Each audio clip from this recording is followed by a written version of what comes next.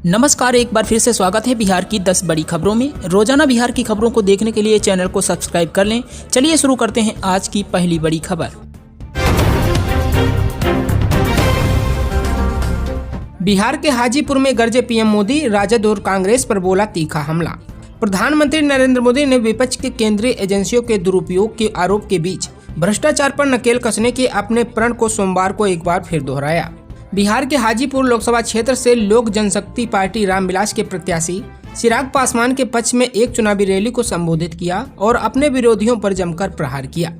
PM Modi ने कहा, हमारा ट्रैक रिकॉर्ड भ्रष्टाचारियों को खोज करके सजा देने का है। मैं देश को, आप लोगों को एक आंकड़ा देता हूं। आप लोग ध्यान से सुने क्योंकि यह आंकड़ा आपके काम आएगा। ये जो टीवी पर आप नोटों के पहाड़ देखते हैं, ये राजनेताओं के यहाँ से पकड़े जाते हैं।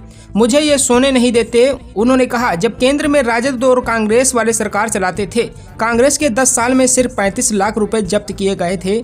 जब से हमने सत्ता संभाली है, ईडी प्रवर्तन निदेशालय ने 2200 करोड़ रुपए की वसूली की है, जिसे ले जाने के लिए 70 छोटे ट्रकों की आवश्यकता होगी।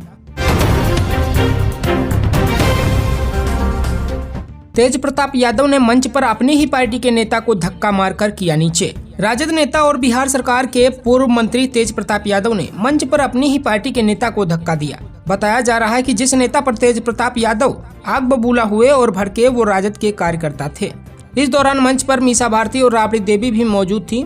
मंच पर मौजूद नेताओं ने तेज प्रताप को शांत करने की कोशिश की, लेकिन वह शांत नहीं हुए। अब इस घटना का वीडियो सोशल मीडिया पर वायरल हो रहा है। यह घटना मीसा भारती के नामांकन के बाद श्री कृष्ण मेमोरियल हॉल में हुई। इससे कुछ देर पहले ही तेज प्रताप यादव बहन मीसा भारती के नामांकन में भी पहुंचे थे। लालू प्रसाद यादव की बेटी मीसा भारती पाटलिपुत्र लोकसभा सीट से इंडिया ब्लॉक की तरफ से आरजेडी की उम्मीदवार हैं। इस सीट से भाजपा ने रामकृपाल यादव को उम्मीदवार बनाया है। रामकृपाल यादव कभी लालू प्रसाद यादव के करीबी नेताओं में से एक थे। वह आरजेडी से ही बीजेपी में आए हैं। बिहार के पूर्व डिप्टी सीएम सुशील मोदी का निधन। दिल्ली एम्स में चल रहा था कैंसर का इलाज। बिहार के पूर्व उप मुख्यमंत्री व पूर्व राज्यसभा सांसद सुशील कुमार मोदी का निधन हो गया है। 72 साल की उम्र में उन्होंने दिल्ली के एम्स अस्पताल में आखिरी सांस ली। पिछले कुछ समय से वो कैंसर से जूझ रहे थे। बिहार की सियासत में सुशील मोदी एक अलग पहचान थी। मुख्यमंत्री नीतीश कुमार के साथ उनकी जोड़ी काफी खास मानी जाती रही है। इस बीमारी के कारण वो पिछले कुछ समय से राजनीति से दूर भी थे। उन्होंने खुद कैंसर से संघर्ष करने की बात कही थी। लोकसभा चुनाव के बीच सुशील कुमार मोदी का निधन बिहार बीजेपी के साथ साथ राष्ट्रीय नेतृत्व के लिए बड़ा धक्का है। पार्टी में उनकी सक्रियता काफी खास रही। डिप्टी सीएम के अलावा राज्यसभा सांसद भी रह चुके हैं। 3 दशक के सार्वजनिक जीवन में राज्यसभा, लोकसभा, विधानसभा परिषद और विधानसभा सहित अन्य 4 सदनों के सदस्य रह चुके थे। सुशील मोदी का राजनीतिक करियर पटना विश्वविद्यालय में एक छात्र कार्यकर्ता के रूप में शुरू हुआ। वह 1973 में पटना विश्वविद्यालय छात्र संघ के महासचिव बने। लालू प्रसाद यादव, जो बाद में उनके सबसे बड़े राजनीतिक प्रतिद्वंदी बने, उस समय विश्वविद्यालय छात्र संघ के अध्यक्ष थे।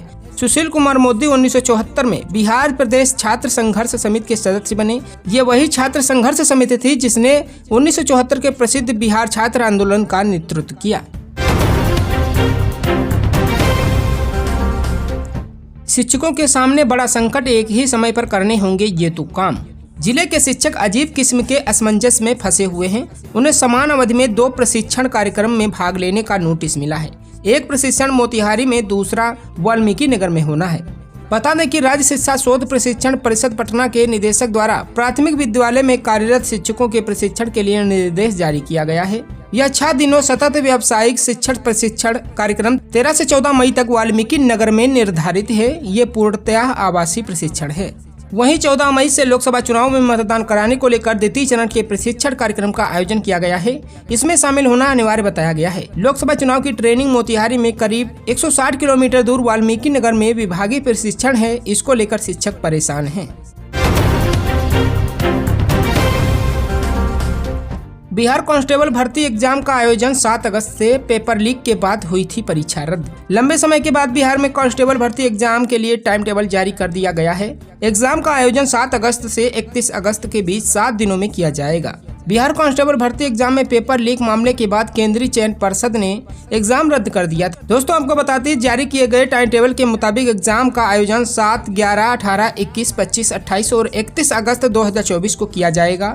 एग्जाम तय की तारीख में रोज सिर्फ एक पाली में लिया जाएगा। एग्जाम आयोजन के संबंध में जिलों के डीएम को पत्र भेजा गया है। भर्ती बोर्ड ने एग्जाम में कुछ गड़बड़ी न हो इसलिए सुरक्षा को लेकर कड़ी व्यवस्था कर रखा है।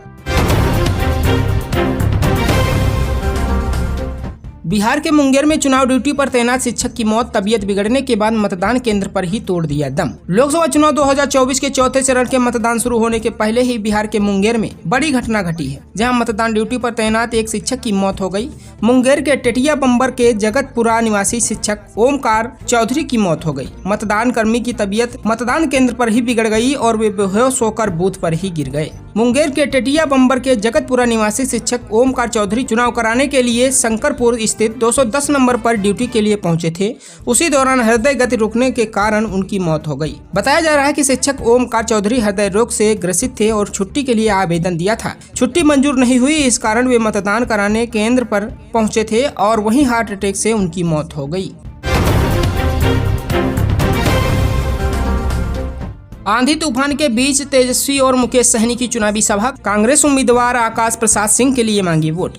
बिहार के पूर्व उप मुख्यमंत्री तेजस्वी यादव और पूर्व मंत्री मुकेश सहनी ने सोमवार को महाराजगंज लोकसभा क्षेत्र से इंडिया गठबंधन के कांग्रेस उम्मीदवार आकाश प्रसाद सिंह के लिए YDBS कॉलेज खेल मैदान रामकोला फार्म तरैया में आयोजित विशाल जनसभा को संबोधित कर हाथ छाप को भारी मतों से विजय बनाने की अपील की। हालांकि इस दौरान तेज आंधी तूफान से उनके मंच को काफी नुकसान भी हुआ। बावजूद इसके न तो जनता खेल मैदान से जाने को तैयार थी और न ही तेजस्वी यादव। मुकेश सहनी और आकाश सिंह ही सभा स्थल से हिले। आंधी तूफान के बीच तेजस्वी यादव ने केंद्र की मोदी सरकार और एनडीए पर जमकर हमला बोला। कहा कि पिछले 3 चरण में जनता ने स्पष्ट मतदान इंडिया के पक्ष में किया है, इसके लिए इस बार केंद्र की सत्ता में बदलाव तय है। उन्होंने कहा कि इंडिया गठबंधन की जब सरकार बनेगी तब प्रत्येक गरीब महिला को 1 लाख रुपए सालाना देकर उसे सशक्त बनाया जाएगा।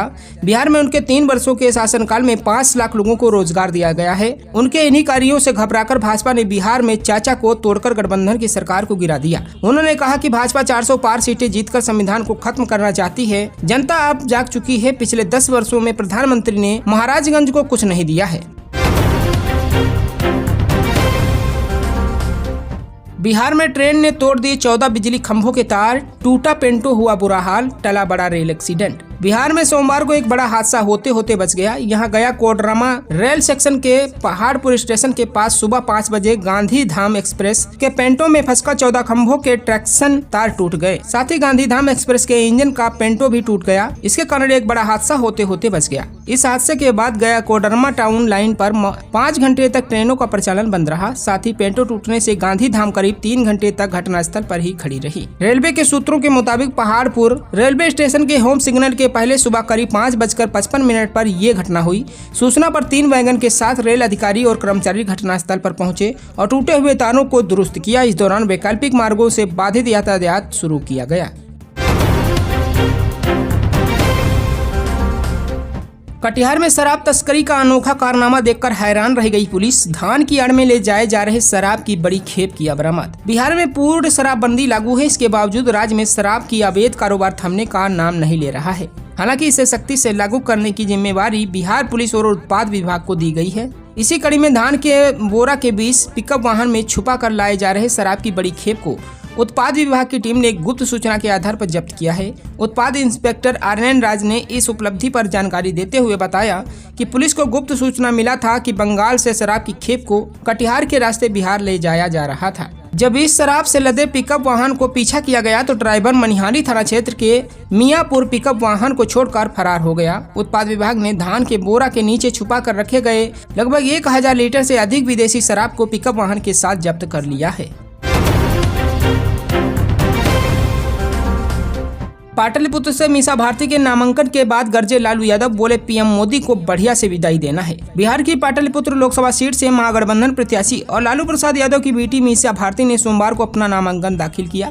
नामांकन के दौरान उनके पिता लालू प्रसाद यादव और मां राबड़ी देवी भी मौजूद रहीं। नामांकन के बाद एक सभा को संबोधित करते हुए लालू प्रसाद यादव ने कहा कि इस बार मीसा भारती का भारी मतों से जीतना तय है। लालू यादव ने कहा कि इंडिया गठबंधन को चुनना और पीएम मोदी को चुनाव हराना है। उन्होंने कहा कि रविवार को प्रधानमंत्री मोदी और CM Nitish Kumar road show march करने आए थे। पटना साहिब के लोग तो नहीं निकले, लेकिन यह दोनों अपना मार्च हुलक हुलक के करते रहे और आरजेडी पर प्रहार करते रहे। जमीन की रजिस्ट्री में बड़ा गड़बड़ झाला, फंस गए रजिस्ट्रार। भागलपुर के बाद जमीन निबंधन में गड़बड़ी का खेल बांका में भी पहुंच गया है। इस मामले में जिला निबंधन कार्यालय के sub registrar Baidyanath Singh, head clerk Madan Singh सहित 7 लोगों के खिलाफ रजौना थाना में मामला दर्ज किया गया है। इन सभी लोगों पर रजिस्ट्री कार्यालय के दस्तावेजों में छेड़छाड़ और फर्जीवाड़ा करने का आरोप लगाया गया है। इसको लेकर कोर्ट में परिवारवाद दायर किया गया था। कोर्ट के आदेश पर अब रजौना थाना में केस दर्ज किया गया है। केस दर्ज होते ही आरोपियों के हाथ पांव फूलने लगे हैं। रजौना थाना क्षेत्र के पतसौरी गाँव निवासी मिथिलेश यादव ने 7 लोगों पर फर्जीवाड़ा का आरोप लगाया है, जिसमें पतसौरी गाँव के सुबोध उपाध्याय, संजय उपाध्याय, राजीव कुमार उपाध्याय, अनित उपाध्याय और अभिषेक पर केस किया गया है। ये सभी रजौना थाना क्षेत्र के पतसौरी गांव के ही रहने वाले हैं। इसके अलावा जिला निबंधन कार्यालय के sub registrar Baidyanath Singh, head clerk Madan Chandra पर भी इस मामले में आरोपित बनाया गया है। पीड़ित की ओर से न्यायालय में की गई शिकायत में कहा गया कि सभी मुद्दालय ने जिला अवर निबंधन पदाधिकारी और लिपिक के साथ मिलकर दस्तावेज नंबर 7419 में छेड़छाड़ किया है। पुलिस ने कहा कि पीड़ित मिथिलेश यादव ने आरोपित सुबोध उपाध्याय, संजय उपाध्याय, राजीव कुमार उपाध्याय पर दस्तावेज में फर्जीवाड़ा के बाद इस मामले के गवाहों के खिलाफ रजौना थाने में 13 अप्रैल को केस दर्ज किया था। साथ ही इन लोगों पर रंगदारी मांगने का भी आरोप लगाया गया है। इधर रजौना थाना अध्यक्ष चंद्रदीप ने कहा कि पूर्व में सूचक पर भी केस दर्ज हुआ। दोनों तरफ से मामला दर्ज होने पर इसकी जांच की जा रही है। जांच के बाद आगे की कार्रवाई की जाएगी।